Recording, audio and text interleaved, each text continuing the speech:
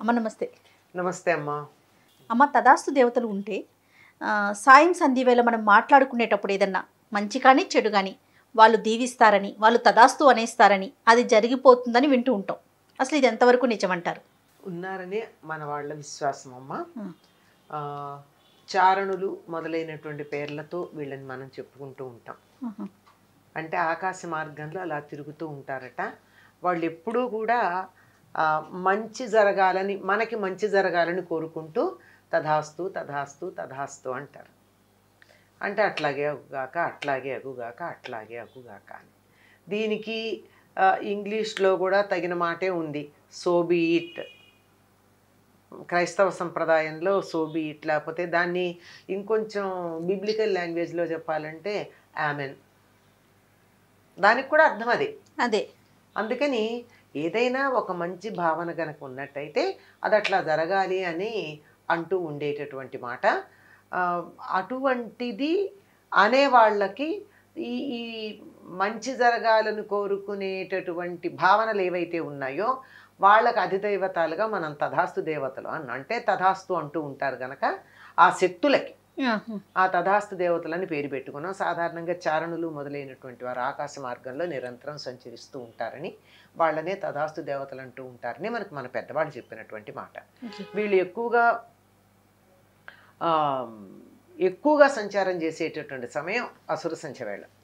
అంటే మిగిలిన సమయాల్లో లేరని కాదు, కానీ ఆ సమయంలో మరీ ఎక్కువగా అనిపిస్తారు. అంటే పగలు వెళ్ళి రాత్రి వచ్చేటటువంటి సంధ్యా సమయం ఏదైతే ఉందో ప్రదోషము అంటారు దాన్ని. ఆ సమయంలో కానీ మిగిలిన సమయాల్లో కానీ ఉంటుంది. అంచేత వాళ్ళ మాట అవుతుంది. వాళ్ళు ఎప్పుడు అవ్వాలి అని కోరుకుంటూ ఉంటారు కనుక వాళ్ళ నోటితో అన్న మాట అవుతుంది. అలా అయ్యేటటువంటి సమయంలో మనం మంచివనుకుంటే బాగుంటుంది కదా. అది అమ్మ, పురాణ ఇతిహాసాల్లో దీనికి సంబంధించి ఏదైనా ఒక కథ కానీ ఒక ఘట్టం కానీ ఏమన్నా ఉందా? చారణులు తిరుగుతూ ఉంటారని ఇది మనకి సుందరకాండలో హనుమ లంకా దహనం చేసిన తర్వాత తోక చల్లార్చుకుంటూ ఆలోచిస్తాడు, ఎంత తప్పు పని చేశాను నేను, కోపం చెయ్యంది ఏముంటుంది, నేను లంక మీద కోపంతో నా తోక తగలబెట్టారని చెప్పి లంకనంతా తగలబెట్టాను కదా, సీతమ్మ వారు కూడా ఇక్కడే ఉంది కదా, ఆవిడకి ఏమన్నా హాని అయితే నేను చేసిన పని ఏమైపోయినట్టు, వృధా కదా, అసలు ఇవన్నీ ఎందుకు చేసినట్టు అని తనకొచ్చిన కోపాన్ని గురించి తనే ఆత్మవిమర్శ చేసుకుంటూ ఉంటాడు. ఇది తోకని చల్లార్చుకుంటూ. సో తోకని చల్లార్చుకుంటూ ఇంకా సీతమ్మ వారికి ఏమన్నా అయితే నేను అసలు తిరిగి వెళ్ళాల్సిన పని లేదు, ఎందుకంటే నా వచ్చిన ప్రయోజనమే విఫలమైపోతుంది. ఇంకా రాముడు సీత ఉందో లేదో తెలియకుండా వెతుక్కుంటూనే కనపడకపోతేనే అంత దుఃఖంలో ఉన్నవాడు సీతకేదో అయిందంటే అసలు ఉండడు కదా. ఇంకా ఆ తర్వాత వరస చెప్పుకుంటాడు, రాముడు, లక్ష్మణుడు, భరతుడు, శత్రుఘ్నుడు ఇట్లందరూ ఇంతమందిని నాశనం చేసినటువంటి వాడిని అయిపోతాను నేను అని బాధపడుతూ, అయినా నా తోకకి నిప్పు పెడితేనే చల్లబడిందే అమ్మ కోసం, అటువంటిది ఆవిడికి హాని ఎట్లా కలుగుతుంది అని అనుకుంటూ ఉంటాడు. అప్పుడు చారణులు విద్యాధరులు ఆకాశ మార్గంలో వెడుతూ, ఆహా ఎంత గొప్ప విశేషం జరిగింది, లంకంతా ఇంత బాగా తగలబడిపోతూ ఉంటే కూడా సీతాదేవి ఉన్నటువంటి అశోకవనం మాత్రం చెక్కు చెదరకుండా ఆకు కందకుండా ఎంత బాగా ఉంది అని అంటారట. అంటే అమ్మయ్యా అని నిజమే కదా, నేను ఎంత తెలివి తక్కువగా ఆలోచించాను, మంగళములకు మంగళం కలిగించేటటువంటి సీతాదేవికి అమంగళం కలుగుతుందని ఎట్లా అనుకున్నాను, నేను బుద్ధిహీనుండని మళ్ళీ తాను అనుకుని ఆవిడ దర్శనం చేసుకోవడానికి బయలుదేరి పెడతారు. ఇట్లా ఆకాశ మార్గంలో తిరుగుతూ లోకం అంతా బాగుండాలని చెప్పి మంచి మాటలు ఇక్కడ మంచి మాటలు మాత్రమే చెప్తూ ఉండేటటువంటి దేవతలు వీళ్ళనే తదాస్తు దేవతలని కూడా పెద్దవాళ్ళు అంటూ ఉంటారు. ఓకే. తర్వాత ఇంట్లో ఏదైనా అల్లరి చేసినా సహజంగా పెద్దవాళ్ళు తిడుతూ ఉంటారు కదమ్మా, ఆ తిట్లు అవి కూడా ఒకవేళ ఆ టైంలో తిడితే పిల్లలకి శాపనార్థాలుగా తగులుతాయంటారా? అంటారమ్మా. ఎందుకంటే అట్లా అంటే అన్న వీళ్ళ నోళ్ళు అదుపులోకి వస్తాయని. కారణం ఏమిటంటే సాధారణంగా కన్న తల్లి నాలుక చివరి నుంచి అంటుంది తప్ప ఇక్కడి నుంచి అనదమ్మా. అవును, ఆవిడ అనే మాట ఎక్కడి నుంచి ఉంటుంది, వాడు బాగుపడాలి కొడుకో కూతురు అనే ఉద్దేశంతో అంటుంది అన్నది నాలుక చివరి నుంచి వస్తుందే తప్ప కడుపులో నుంచి రాదు. కనుక మా తల్లి తిడితే పని చెయ్యదు అని అంటారు, కానీ ఒకటే మాట నిరంతరం నిరంతరం నిరంతరం అంటూ ఉంటే మాత్రం అది అవుతుంది, అయ్యే అవకాశం ఉందంటారు. దానికి ఏమంటారంటే తథాస్తు దేవతలు ఉంటారు, నోట్లోంచి ఎప్పుడు చెడ్డ మాట రానీకు, మంచి మాటే రాని. వాళ్ళు తథాస్తు అట్లే జరుగుగాక అన్నారు అనుకోండి, నీకు పరీక్షల్లో మంచి మార్కులు వస్తాయి చదువుకో, మంచి మార్కులు వస్తాయి చదువుకో అనాలి, కానీ నువ్వు మార్కులు రావు నువ్వు చదవకపోతే. రెండిటికి ఒకటే అర్థం.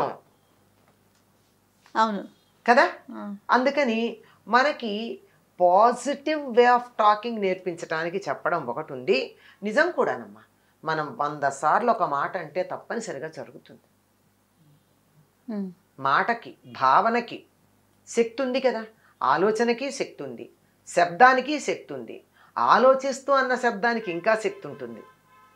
అవును, అందులో ఈ తిట్లు మొదలైనవి అదేం క్యాజువల్గా అనం కదమ్మా, కోపంతో అంటాం, కోపం ఒక ఇమోషన్తో అంటాం, భావోద్వేగంతో అంటాం. ఈ భావోద్వేగంతో అన్నప్పుడు మనసు దాని దగ్గర ఉంది, నాలిక పనిచేసింది, వచ్చేస్తుందా లేదా? త్రికరణ శుద్ధి ఉచ్చరించటం అనేటటువంటిది శరీరంతో చేసాం, మనసుతో అనుకున్నాం, ఇవన్నీ జరిగాయి. అందువల్ల ఫలించే అవకాశం ఉంటుంది, అందువల్ల అవకాశం ఉంటుంది అంటున్నాను, ఫలించే అవకాశం ఉంటుంది. ఎందుకు అవకాశానికి ఎందుకు చోటు ఇవ్వాలి? అందుకని ఎప్పుడు మంచి మాటలే మాట్లాడతాం. తథాస్తు అంటారు, చెప్పేదాన్ని కూడా పాజిటివ్గా చెప్పచ్చు కదమ్మా. నువ్వు చదవకపోతే మంచి మార్కులు రావు అని చెప్పడం ఒకటి, చదివితే మంచి మార్కులు వస్తాయని చెప్పడం ఒకటి, రెండిటికి అర్థం ఒకటే అయినప్పుడు రెండోది ఎందుకు వాడం మనం? సో మాట్లాడే పద్ధతిని కూడా మార్చుకోవచ్చు కదా. మాట్లాడే పద్ధతి మార్చుకోవాలి. మన ఉద్దేశాలు మంచివే ఉంటాయమ్మా సాధారణంగా, ఎప్పుడో తప్పు ఉద్దేశాలు చెడు ఉండవు, కానీ మాటలు మాత్రం సరిగ్గా రావు. అవునమ్మా, మనసులో ఒకటి ఉంటుంది కానీ మాట్లాడే విధానం వేరుగా మాట్లాడేస్తూ ఉంటాం కదా. అందుకని ఆ విధానాన్ని కూడా మార్చుకోవాలి. అందుకే మాట్లాడడం నేర్చుకోవాలని చెప్తారు. వచ్చు కదండి మేము నేర్చుకునేది ఏముందండి అంటారు, బోల్డ్ ఉంది నేర్చుకునేది, నేర్చుకోవాల్సింది చాలా ఉంది. మాట తీరులోనే మలుచుకోవాల్సిన అవసరం చాలా ఉంది. తథాస్తు దేవతలు ఉంటారు, ఇలాంటి మాటలు వాళ్ళు ఉంటారు లేదన్న తర్వాత మాట, ఉన్నారని మనకి తెలుసు. చారణులు, విద్యాధరులు ఇట్లాంటి వీళ్ళందరూ ఉండి చెప్తారని, అవన్నీ తెలియకపోయినా మామూలు దృష్టితో చూస్తే కూడా ఈ రోజుల్లో పాజిటివ్ థింకింగ్, పాజిటివ్ టాక్ అనే మాట అంటున్నారు, అటువంటిది సిద్ధిస్తుంది అనుకుంటున్నాం గనక ప్లాసిబో లాంటి ప్రయోగాలు కూడా చేస్తూనే ఉన్నారు గనక, అందువల్ల ఎప్పుడు మనం పెద్దవాళ్ళం సానుకూలమైనటువంటి భావనలు కలిగేట్టే మాట్లాడి ఆ పద్ధతిలో ఉంటే మన పిల్లలు కూడా అట్లాగే ఉంటారు. ఎందుకు వేరే మాట ఉంటారు? అంతే కదమ్మా. ఆవు గట్టున మేస్తే ఆవు చేలో మేస్తే దూడ గట్టున మేస్తుందా అని అంటారే, అట్లా పెద్దవాళ్ళని బట్టే పిల్లలు ఉంటారు గనక మనం జాగ్రత్తగా మాట్లాడుతూ వాళ్ళని కూడా జాగ్రత్తగా మాట్లాడేటటువంటి పద్ధతిలో ఉంచటం. మాటకి చాలా పెద్ద శక్తి ఉంది గనక ఆ రకంగా చేయాల్సిన పని ఉంది. తప్పకుండా. నమస్తే.